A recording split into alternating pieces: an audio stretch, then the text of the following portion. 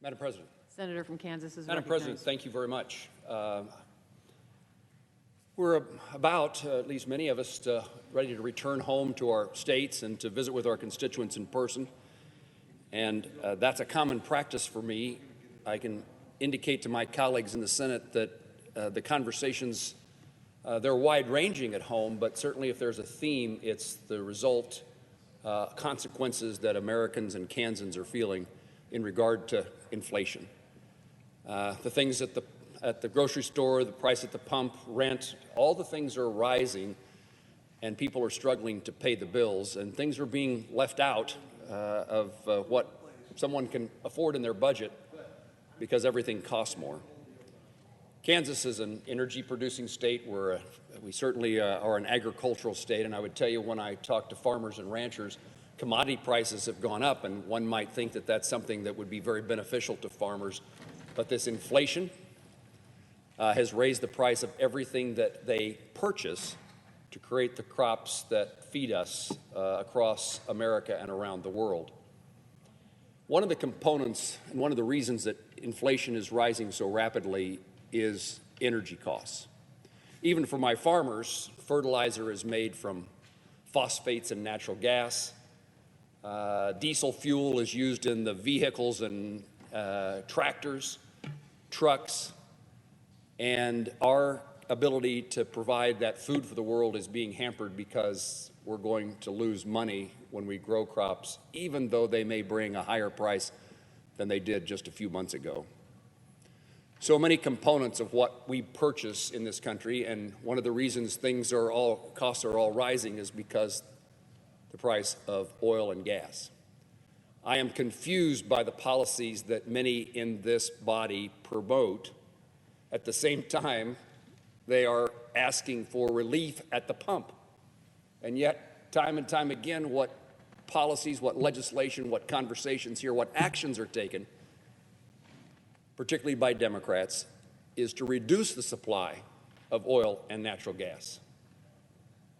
It makes no sense to me when the policy, in fact, how can it make sense for people to propose to eliminate the tax on gas?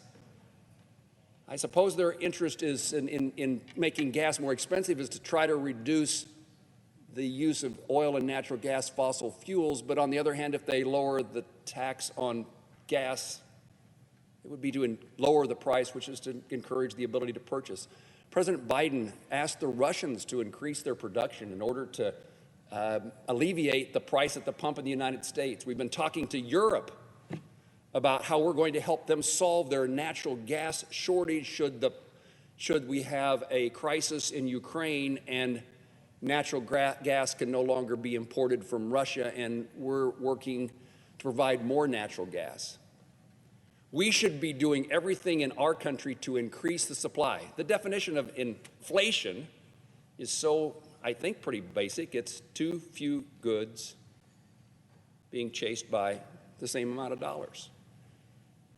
Even this week in the Banking Committee, the conversation over the last month has been about whether or not the Federal Reserve, which has no ability, no legal ability, no purpose in setting the price of gas and oil, and they would do so by trying to restrict loans by financial institutions to oil and gas energy producers at the same time that they're supposed to be combating inflation. So it seems to me on one hand and on the other hand, and they don't make any sense. They're not logical and in so many instances hypocritical. We want to have an energy policy that is to produce more. I'm an all of the above energy, but the policies of this country in which we see trying to eliminate oil and natural gas, fossil fuels, at a time in which the cost at the pump, the cost in agriculture, the cost at the grocery store is rising, we should be focused on trying to make certain that Americans can afford to live in this country. We will not achieve that by trying to eliminate or reduce the supply of natural gas and oil. Mr. President, I will be talking to my constituents about this issue as I return home this week, and I wish that we could have a coherent conversation, discussion, and policy development. We need to produce more. The days in which we became energy independent in the last administration were ones in which we felt a sense of relief, a sense of safety and security. And I long for the days in which we are able to recognize that our national security, our economics are benefited by a strong oil and gas industry meeting the needs of Americans and taking care of ourselves at home and providing greater national security as we deal with crises around the world. Mr. President, I yield the floor. Mr. President. Senator from Alaska.